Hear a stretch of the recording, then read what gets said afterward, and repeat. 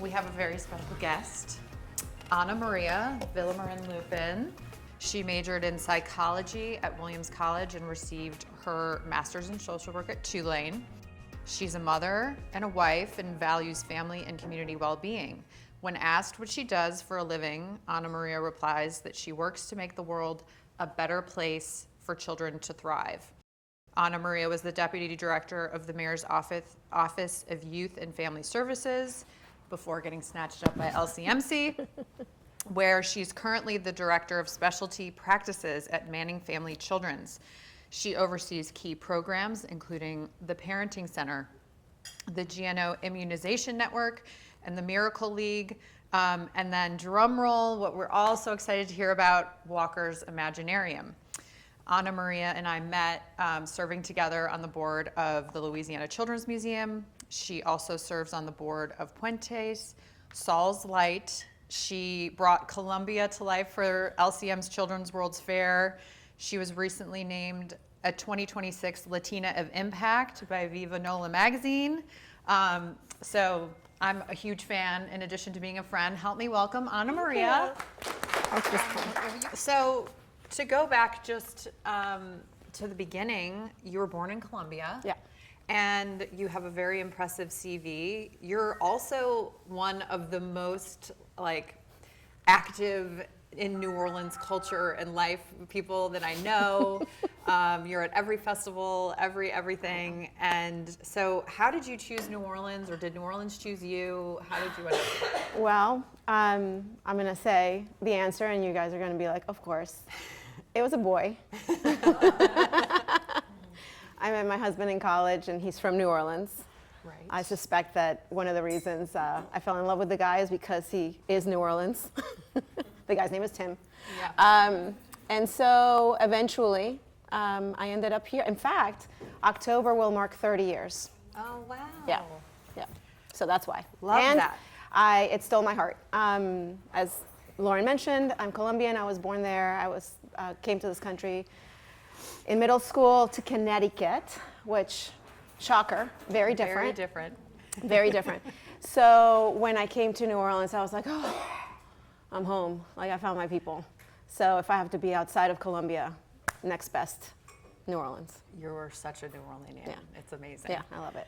So you spent a lot of time and put a lot of your talent in at the Office of Youth and Family Services. Mm-hmm. I just wonder how many people even know that office exists. I think I do, just because I know you and Emily, who started it.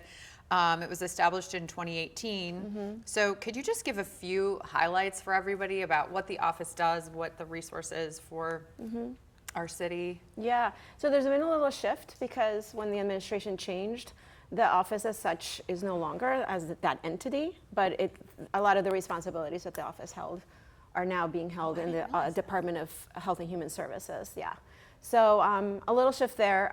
But while we were there, we were just the point of connection for all things youth and families, and we headed the Mayor's Youth Advisory Council, and also handled the administration of the millage, which is still, of course, happening because that's part of its law.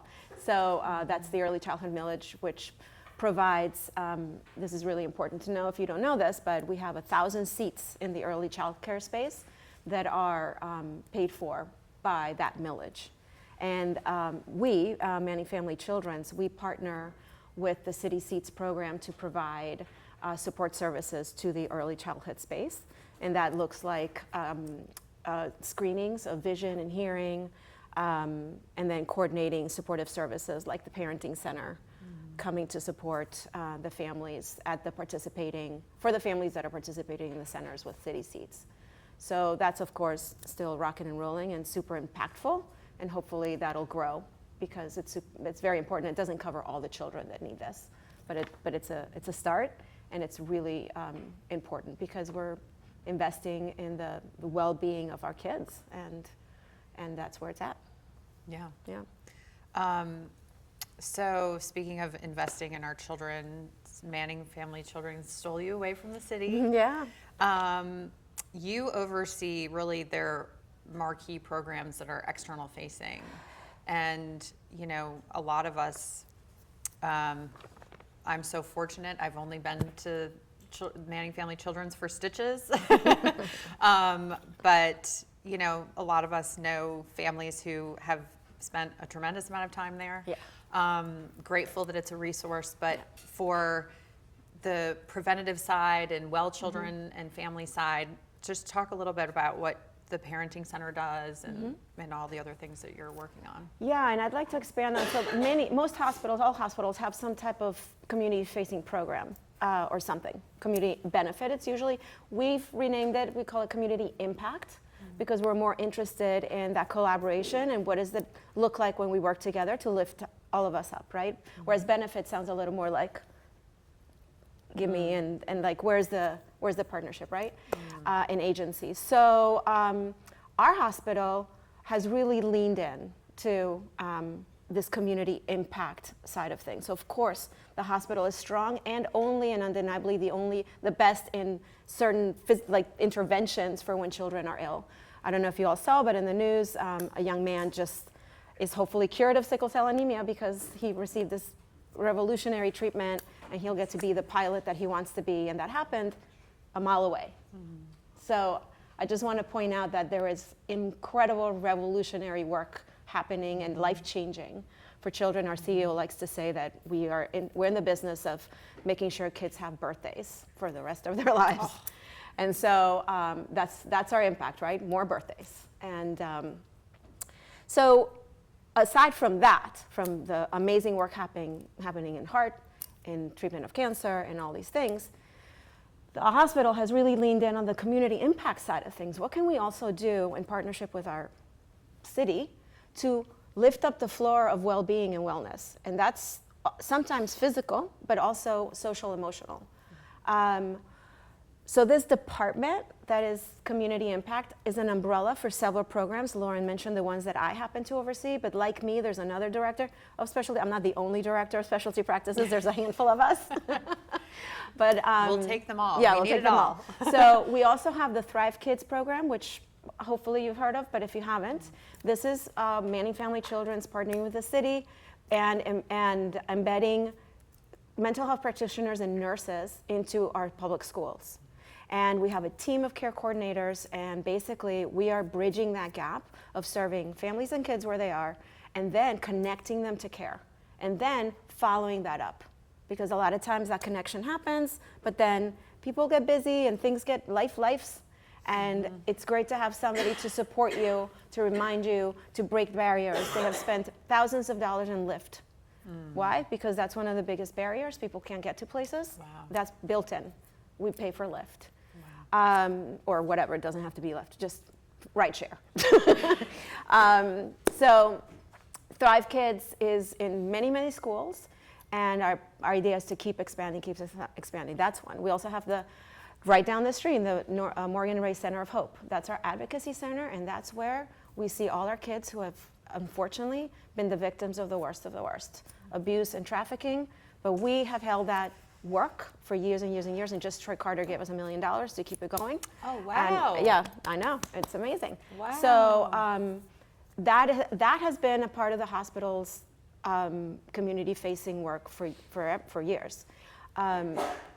Then we have also the ventilator-assisted program. We have about 150 kids around the state that are home with a ventilator, and there's a lot of support that goes along with that. And so we have a program that has social workers assigned to these kiddos to make sure that they're getting their needs met. And then the programs that Lauren said. So, right? I'm here with Kendall Keller, and raise your hand, Kendall, like that. Hi, and Kendall is the manager of Walker's Imaginarium, which I'll get to in 2 nanoseconds. Yeah. But the Parenting Center has been around since 1980. That started in partnership with the Junior League. That too is down the street. It has been down the street in 3 different places. Yeah. But pretty much still down the street. That's a benefit to the community. It's a place for parents to come when they to troubleshoot and build community around this equalizer that is parenting. We can pretty much all agree, if you've had a child, did you get instructions and a manual? The answer is no. So then, what do? Well, you find people to connect with. You have family. Hopefully you have that, but sometimes you don't. Right. And sometimes you want them. And so, and so how to have a community to help you troubleshoot, to help you learn skills. We know so much more about brain development, child development, and also parenting toolkits than we did 40 years ago. We know so much more. I now think that we know too much. Like there's so much information coming at us, and everybody's like, oh my God, blah, blah, blah. Speak about chat. You know, you can ask chat. My child is having a tantrum. What do I do? And then chat will be like, blah, blah, blah, blah. Well, sometimes that blah, blah, blah is right on the mark, and sometimes it's like, ooh, because you know there's that thing about hallucinating when you ask chat questions.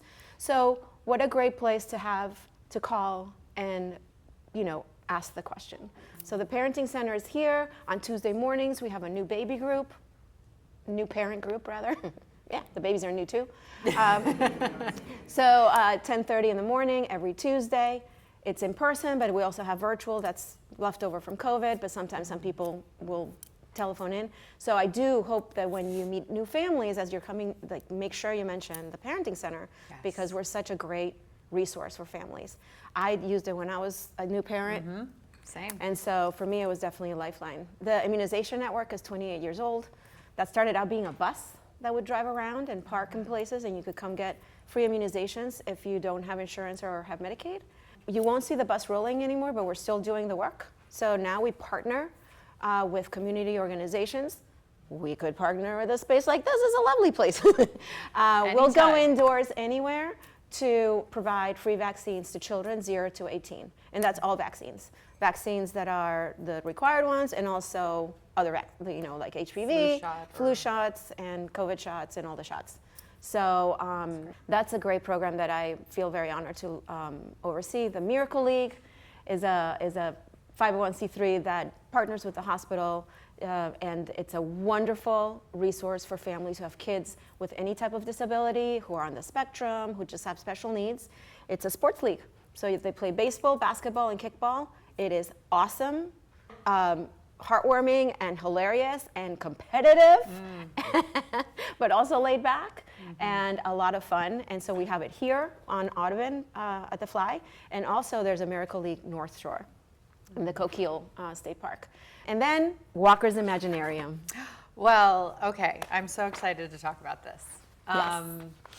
Can you tell us, first, will you just start with who was Walker Beery and tell us about his dream? So Walker Beery was a brave, charismatic, sweet New Orleanian boy who had a strange and rare form of brain cancer. And I'm going to go like this to Kendall a lot, because Kendall has been around for the duration from the beginning to now. Amazing. So Walker had this cancer that was very aggressive. He spent a lot of time in hospitals, ours in particular, and he received a kindness from a fellow patient, and he was really touched by that and felt empowered to want to do something similar for other kids going through. He just really enjoyed how that felt. And he started, and you might have seen these around, because if you're in Uptown and around, a nonprofit called Kids Join the Fight. So sometimes you've seen a Kapow sign that says Kids Join the Fight. So that was Walker Beery. He started this movement by selling lemonade. He just wanted to get kids involved in raising funds to fight cancer. And so that's how that started. And that has now become a 501c3, which was the beginning funding seed money for Walker's Imaginarium. At the same time, Walker, like I mentioned, spent a lot of time in the hospital. But it's difficult to have visitors and have a modicum of a good time if you try it. It's just tight. Like the room is not that big. And then sometimes there's just like limitations with how many visitors, whatever, you can have. And so he wanted something a little bit more fun, like a playground. And at the time, the CEO at the time had a relationship with him, and just they got into a conversation about what would that look like. And Walker's, well, it'd be cool to have like a playground on the roof. And he's like, yeah, it's hot. Like we're not a playground on the roof, but I like where you're going. What else? Like dream bigger. And that just really turned into now a 15,000 square foot enclosed facility that's akin to a children's museum, so we're going to go with that. There is a little outdoor space, and I'll share it in a second.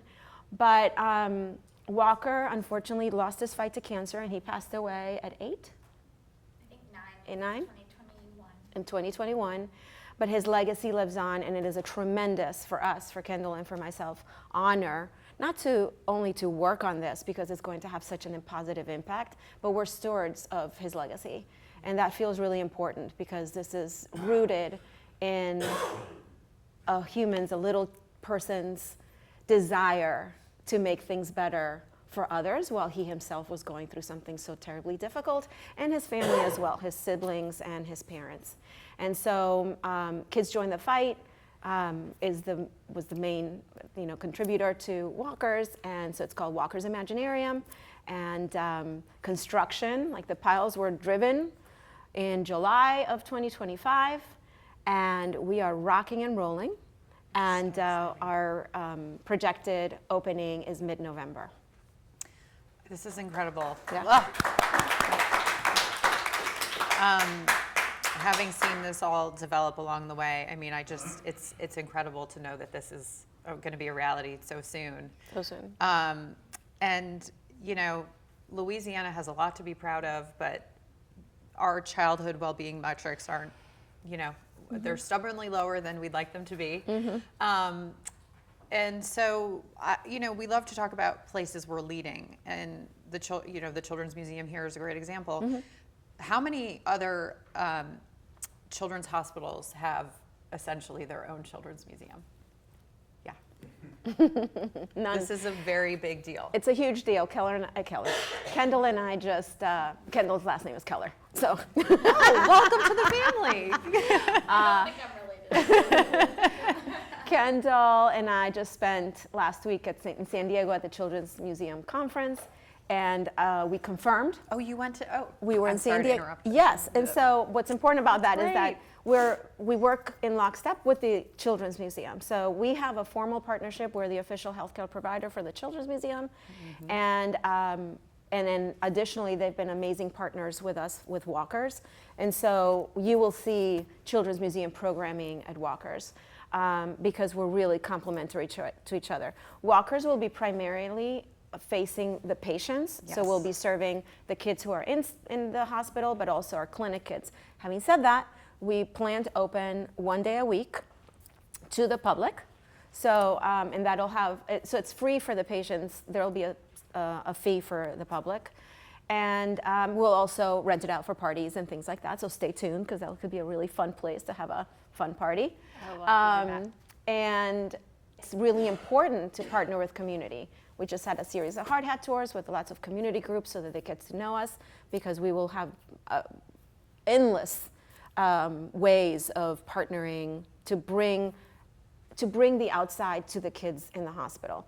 The most known bridge of that we know is Toth. So Toth parades by the hospital precisely because they wanted to bring Mardi Gras to the kids. But that's actually the only thing that happens that does that. We have a lot of groups that come, no question. But from something that happens in the city, it's hard, right? I mean, it's hard to bring in. So we're hoping Walker's and by extension, the Seacrest Studio, which I'll explain what that is in 1 second, will be our vehicle to bring more community, more of the outside in for the kids to participate in, or at least experience by proxy. I'm so excited. I remember,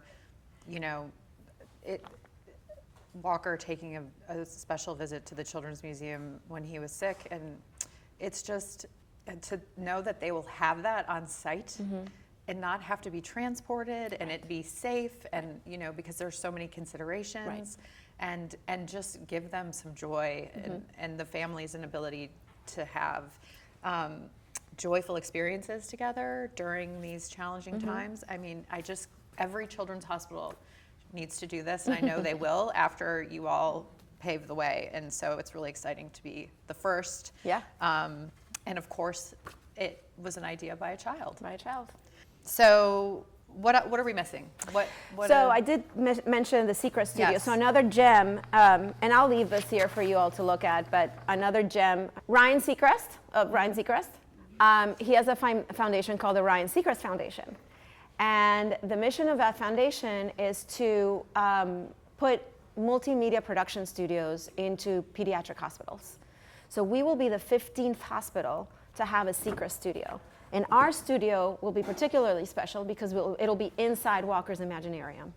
So it's like, you know, I call it our version of Russian dolls, like a fun inside of fun inside of fun. Yeah. Like, woo, look at us. Yeah. It's the gift that keeps on giving. So Walker's will have the Seacrest studio that will open after we open Walker's. And that is going to be life-changing too, because it's the way to bring program, and we'll have our own channel, and we'll be able to broadcast anything and everything that's happening in Walker's and in the studio, because we'll have programs to every single room. So if a child can't come down for whatever reason, we can still connect them. And it's interactive. There are games. The most popular one is bingo. Every single studio plays bingo. They have their own version of bingo, and it is the game. And it's so cute. Everybody participates. They call in. I won. Everybody wins. Oh. And it's really, really great. And so we're going to have one of those, and it's very special. So we have that. We're also going to feature this beautiful butterfly sculpture that Christopher Scharf, who's an artist, if anybody knows about Burning Man, he makes one of these for Burning Man. Ours will look a little different, but not that much different. It's a swing. The swing is what's going to look different. Everything about Walker's is accessible. So lots of young people, families, and medical people, and staff, and all rehabs, and everybody gave input about what was important to consider. So this place is completely accessible. The swing will have a ramp, so somebody in a wheelchair can roll on, or on crutches, or with the IV pole, but also seating. And then when you sit on the swing, when you swing, it'll move the wings of the butterfly, and the butterfly is all LED lights. And then when that happens, the wind created by the wings will make these little shimmering discs flutter. So when you walk in, there's this atrium, and the first thing you see will be this amazing butterfly. And then it's very Louisiana focused. So we have porch life, which is where our creative play will take place, hang out on the porch, have a crawfish boil, pretend food. No food or drink in Walker's. We'll have a stage area to celebrate dancing. Walker loved to dance, and that was really important to him. So the stage is, there's a nod to Walker everywhere. We have a little lemonade stand, the stage. Then we have, the Kerns are they're building a float for us.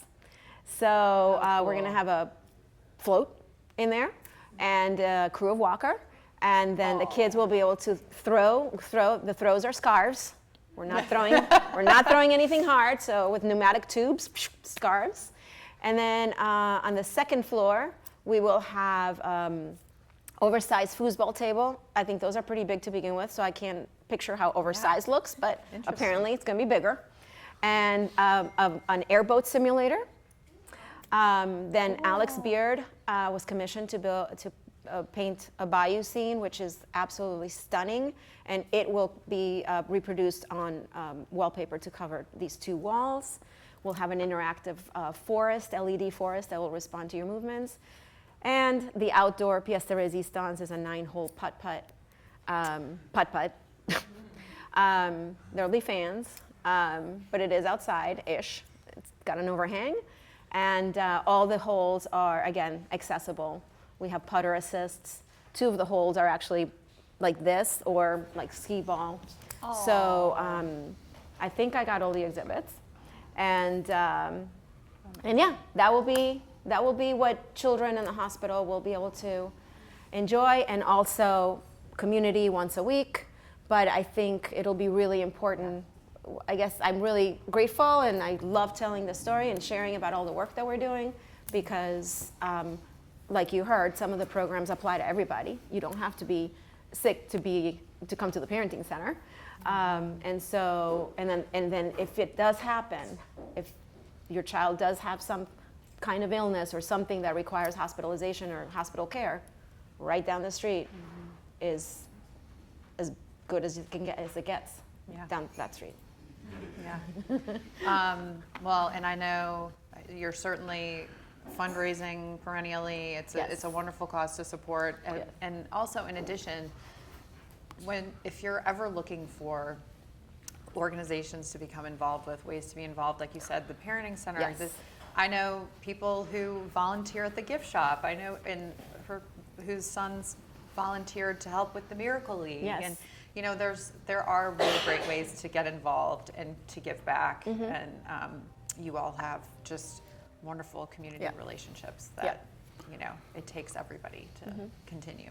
Absolutely. If people ask you, I'm new to the city and I'd like to get to know something and volunteer, Manning Family Children's, we have a robust volunteer services department. Lots of ways and to get in. the parenting center can use help. I mean, we can all use help, and walkers will definitely need volunteers. Okay, before I let you go, because you are such an active member of our community, I just want to get your quick New Orleans list of your favorite things. Ooh.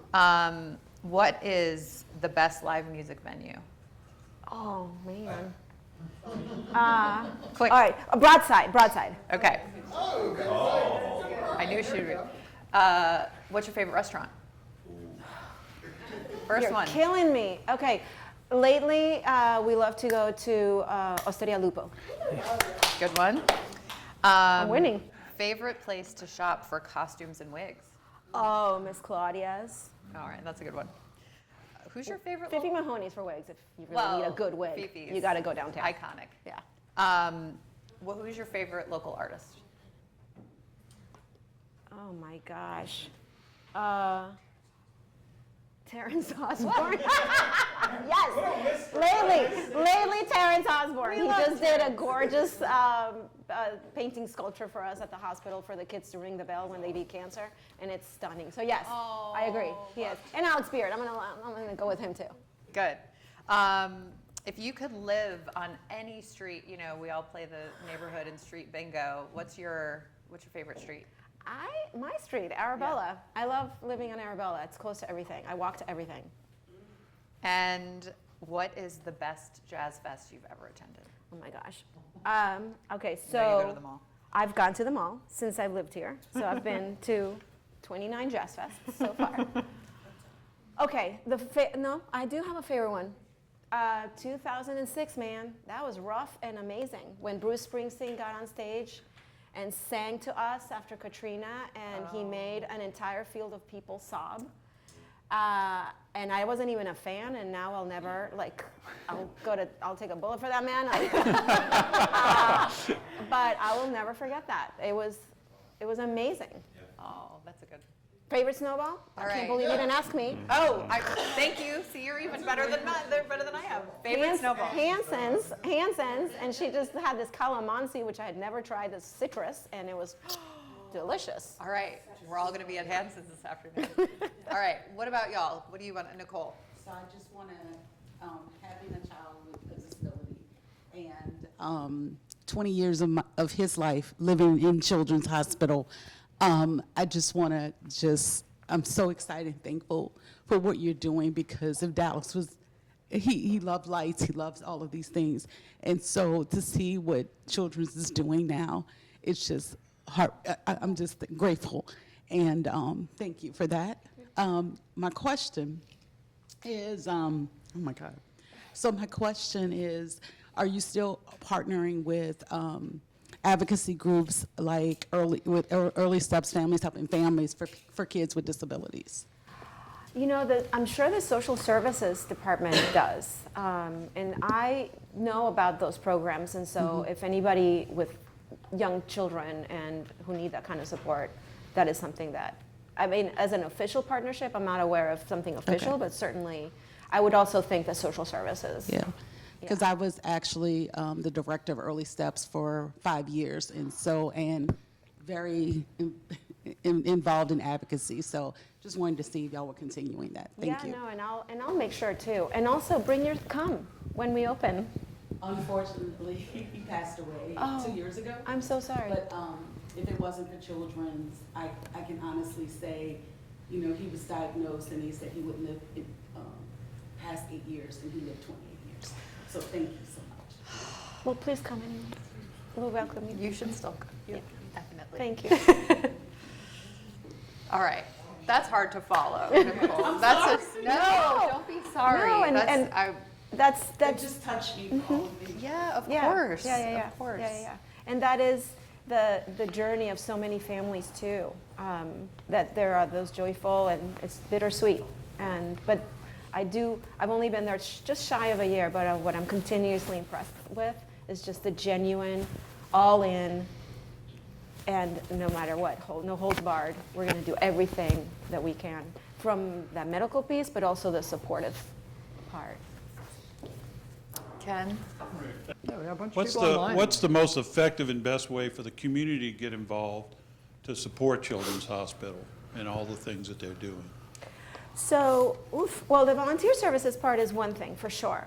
But also, I would be remiss if I didn't say that this is a hospital that says no to, and that does not say no, says yes to everybody. Yes. Let's go that way. That says yes to everybody. And that comes at a cost, right? And so we have what's called the Kids Fund. And the hospital is constantly fundraising for the Kids Fund. In fact, Give NOLA is happening right now. And so when you see Manning Family Children's fundraising on Give NOLA Day, that's what we're fundraising for. And if you see the individual pages for departments, it's because it's all going for this Kids Fund so that we can make sure that we can continue saying robustly yes to everybody, every time.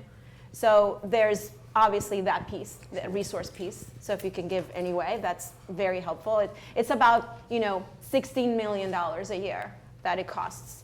And so that's what we're constantly chasing and making sure that we're keeping that coffer filled so that we can continue to do that work. And then your being, like if you can help in any way personally. When Walkers is 100% philanthropy. So yes, we're in the hospital, we're a part of the hospital, we're attached to the hospital, we share the bathroom with the hospital. But we're also going to operate by support. So far, the entire construction has been supported by philanthropy and donations. And then we will continue, our work will be to continue building relationships so people can support in different ways. So those would be the two. Okay. And then, talk about us, know that we are here for you and that we have the only behavioral health unit, 51 beds. Correct. So that's another thing to know. We have the TAG Center, which is the Trauma and Grief Center. And we're constantly working we just broke ground, we're about to expand our NICU to a 60-bed NICU. It is huge because we're constantly at capacity. And so, we're just getting good at keeping children alive, and that's amazing. And it goes both ways. We're helping families make sure that they're well, so pregnancies go through the whole 40 weeks or as close to that as possible. But if it's not possible and something happens, we're there. We're there. We're there to catch you. We're there to make sure as best we can that your baby will live and have birthdays. Was there one more? Thanks for being here, for Yeah. one thing.